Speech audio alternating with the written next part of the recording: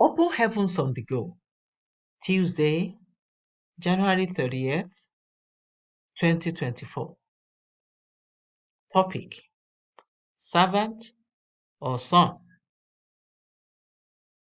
Memory verse: 1 Chronicles 17:13. I will be his father, and he shall be my son. And I will not take my mercy away from him, as I took it from him that was before thee. Bible reading: Luke 15:11-32. And he said, a certain man had 2 sons. And the younger of them said to his father, Father, give me the portion of goods that falleth to me. And he divided unto them his living. And not many days after, the young son gathered all together and took his journey into a far country, and there wasted his substance with riotous living. And when he had spent all, there arose a mighty famine in that land, and he began to be in want. And he went and joined himself to a citizen of that country, and he sent him into his fields to feed swine. And he would fain have filled his belly with the husks that the swine did eat, and no man gave unto him. And when he came to himself, he said, How many hired servants of my father's have bread enough and to spare, and I perish with hunger? I will arise and go to my father, and will say unto him, Father, I have sinned against heaven and before thee, and am no more worthy to be called thy son. Make me as one of thy hired servants. And he arose and came to his father. But when he was yet a great way off, his father saw him, and had compassion, and ran, and fell on his neck, and kissed him. And the son said unto him, Father, I have sinned against heaven and in thy sight, and am no more worthy to be called thy son. But the father said to his servants, Bring forth the best robe, and put it on him, and put a ring on his hand, and shoes on his feet, and bring hither the fatted calf, and kill it, and let us eat and be merry. For this my son was dead, and is alive again. He was lost, and is found. And they began to be merry. Now his elder son was in the field. And as he came and drew nigh to the house, he heard music and dancing. And he called one of the servants, and asked what these things meant. And he said unto him, Thy brother is come, and thy father had killed the fatted calf, because he had received him safe and sound. And he was angry, and would not go in.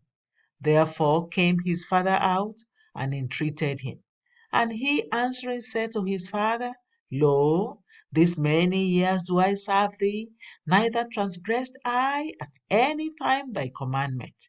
And yet thou never gavest me a kid, that I might make merry with my friends. But as soon as this thy son was come, which hath devoured thy living with harlots, thou hast killed for him the fatted calf. And he said unto him, Son, thou art ever with me, and all that I have is thine. It was meet that we should make merry and be glad. For this thy brother was dead, and is alive again, and was lost, and is found.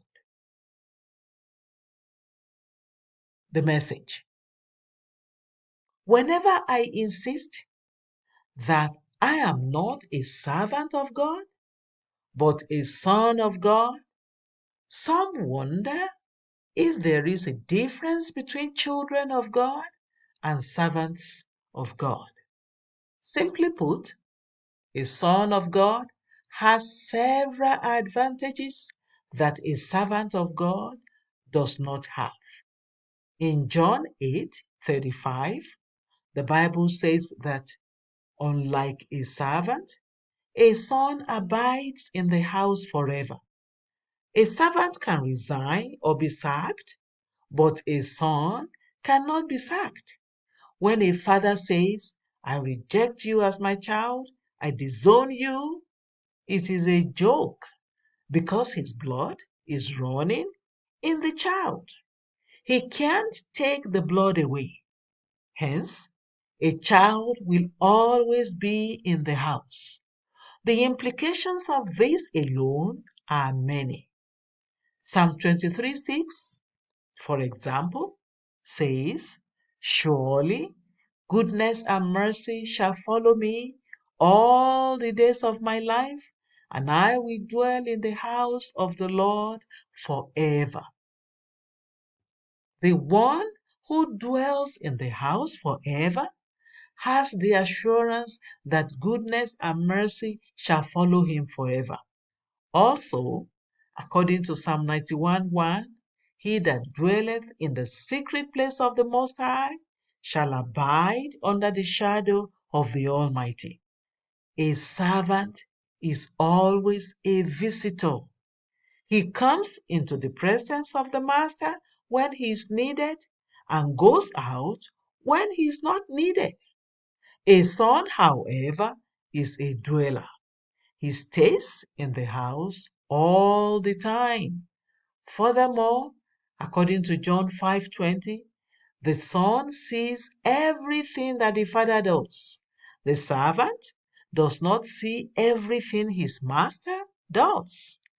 There is beauty and joy in knowing what God is doing and being able to see ahead of time what God is going to do. For example, years ago, when problems were brewing, I told those close to me, trouble is coming, but at the end of it, somebody is going to laugh. And so it happened because I have the privilege as a son to see what my father is doing. There are certain things that can happen to servants that will never happen to children. For example, as good as Job was, God called him my servant. Little wonder God allowed Satan to experiment with him. Job 1:8-12. My father will never permit the enemy to experiment with my health, resources, or anything that concerns me because I am his son. Tomorrow, by his grace, I will commence a study on how to become a son of God. Key point: being a son of God is superior to just being his servant. Bible reading in 1 year, Leviticus 8-10. Hymn for today: What a friend we have in Jesus. The Open Heavens is written by Pastor E.A. Adeboye, the General Overseer of the Redeemed Christian Church of God. God bless you.